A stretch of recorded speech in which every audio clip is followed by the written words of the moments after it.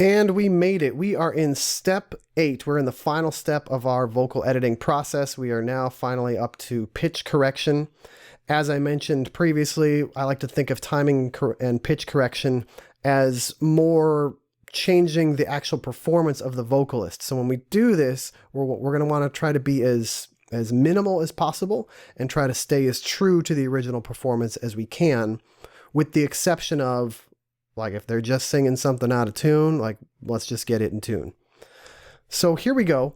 There are two main ways to fix pitch. Now, I should mention before we go too much further, when I'm talking about fixing pitch, I'm talking about trying to get a sung vocal to obviously be in tune, but in as natural way as possible. So there's obviously a completely different sound to the quote auto-tune sound, where we're not trying to be transparent. The sound of the pitch correction is actually part of the sound. And so we'll look at that in just a moment here.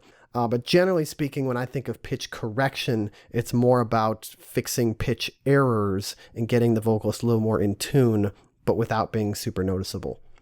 So here we go. We're going to look at our lead vocal. You do what you want.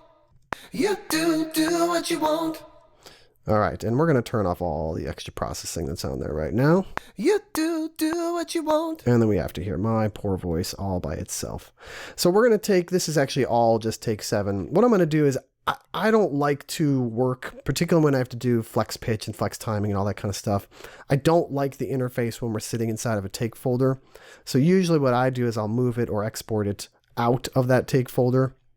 And so here we go. Let's just go ahead and mute this guy and power it off. And now we're just going to live down here. And so the first way we can correct pitch is with just a straight up pitch correction plugin. So we can go over here, and under our pitch category, we've got pitch correction. Let's go and turn that on. And you'll notice we've got a little keyboard.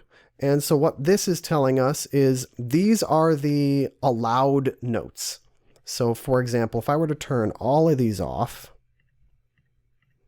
and leave only one note on, it will sound like this. You do. Oh boy, let's solo that. That's gonna be fun. You do what you want.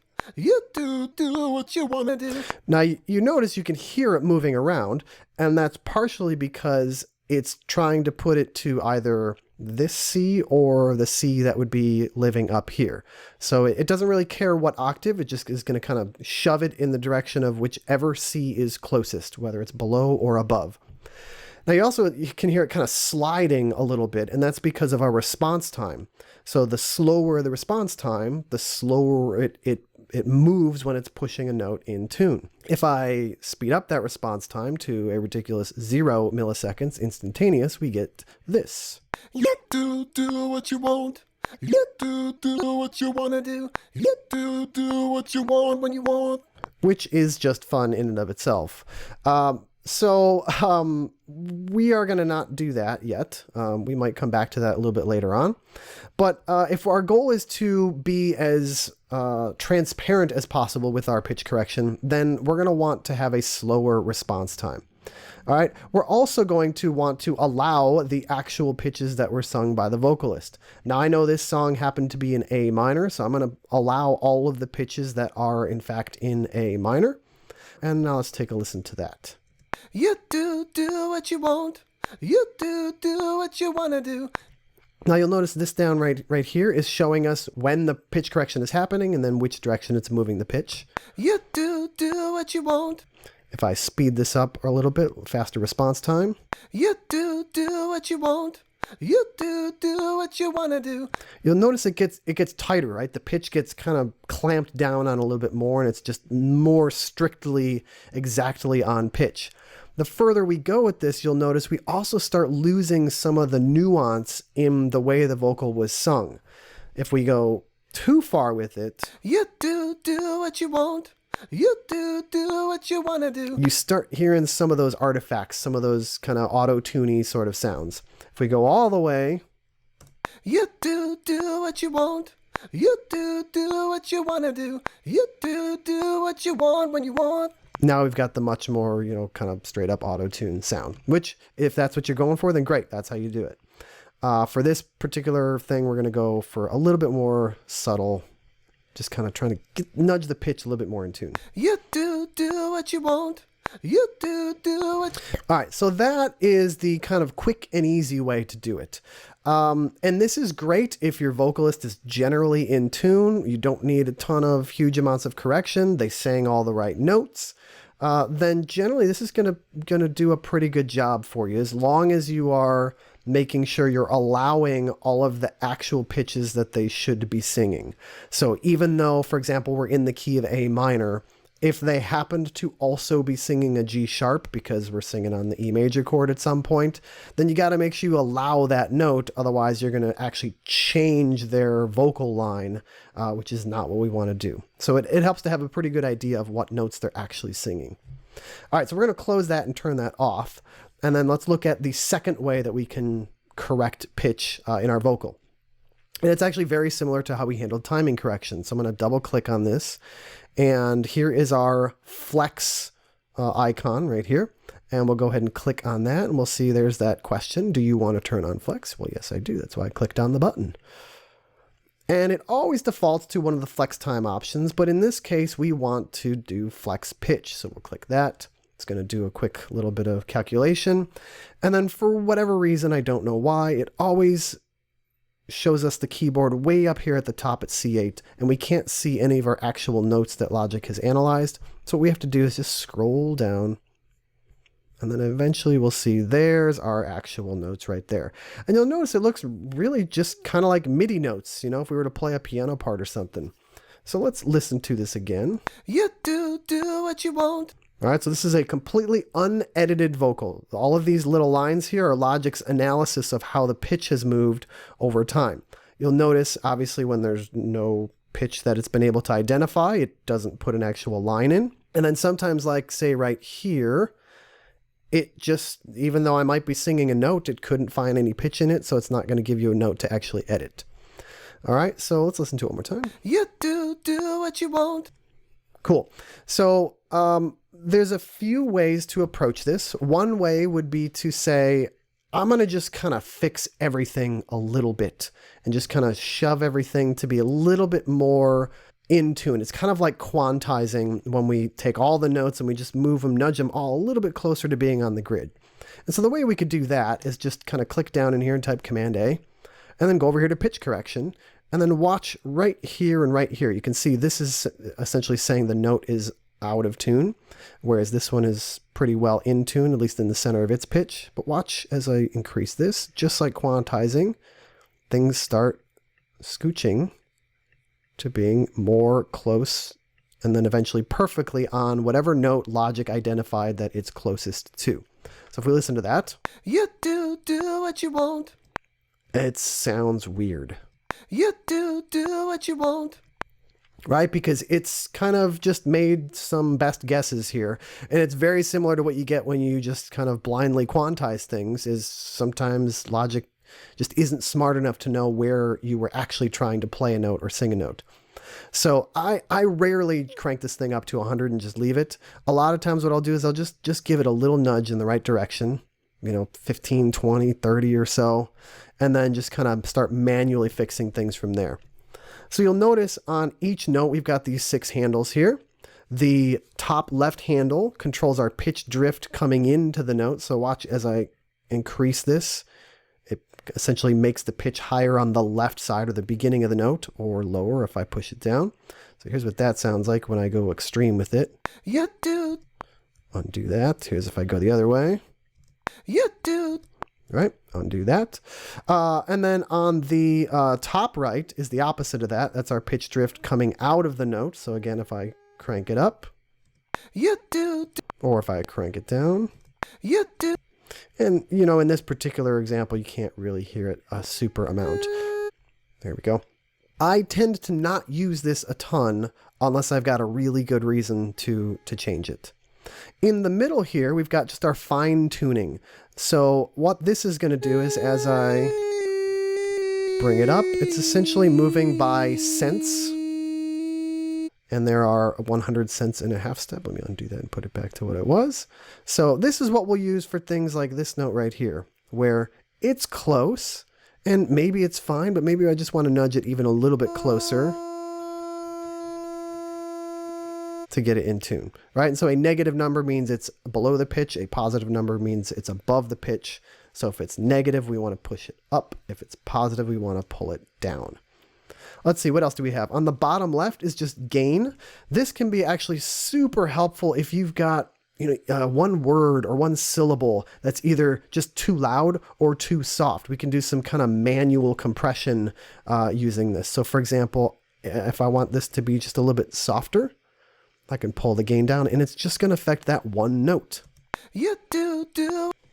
Whereas here's what it was. You do. Now, personally, that's not what I want. I like the extra emphasis at the beginning of that note, but the option is there. Our next option, vibrato, here is actually super useful when used sparingly and in the right situations. You'll notice here my pitch is just kind of all over the place, right? Same thing right over here.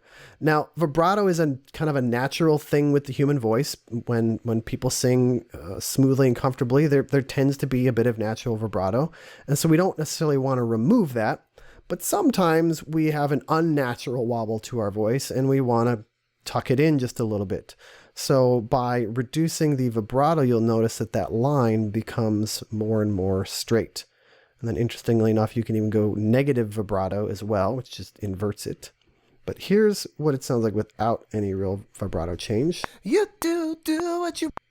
And actually, I'm going to do it on this note here. You do.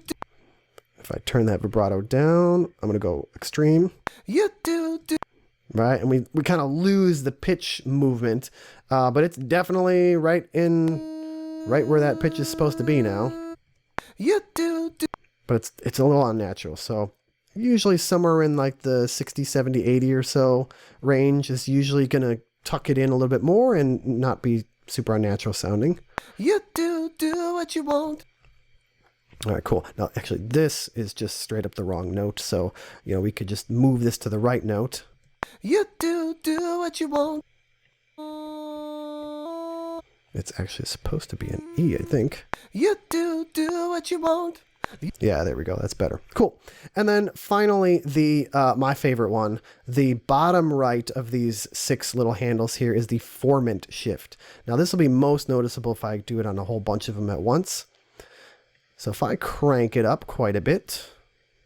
You do what you want. That's fun. Or if I crank it down the other direction. You do what you want. Awesome. So this can be used obviously to shift the tone of the vocal, but it can also be used for creative effect. Now, I tend to not deal with that when I'm in this stage because we're really just editing. I think of if you're going to do a huge move like that where you're shifting the formant, huge amounts, to me that's more of a mixing move, and I would wait to do that until I'm in that stage. You do what you want.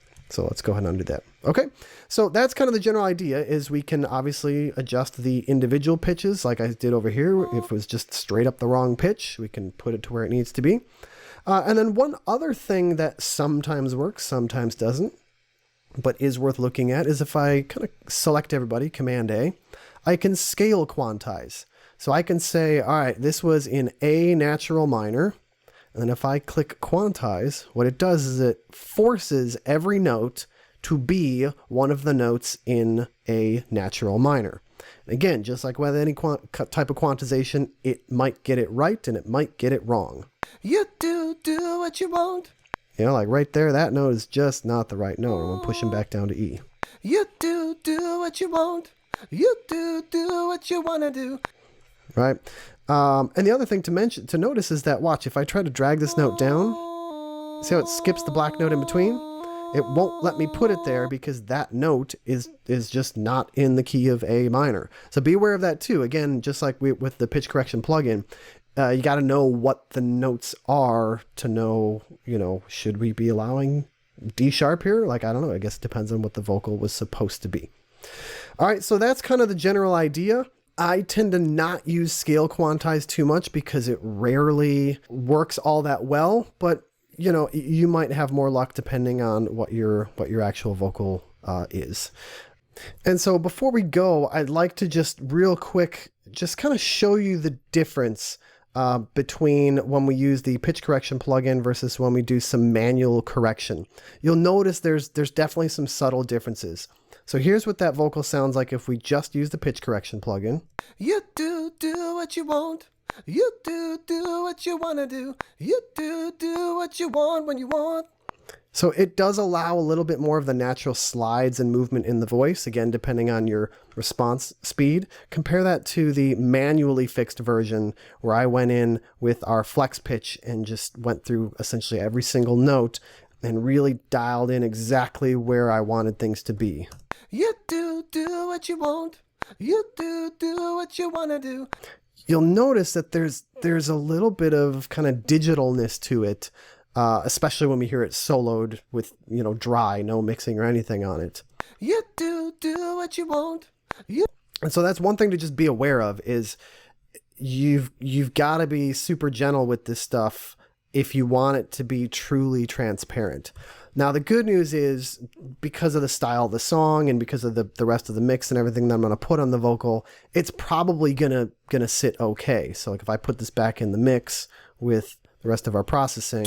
You do what you want. You do what you want to do. You do what you want.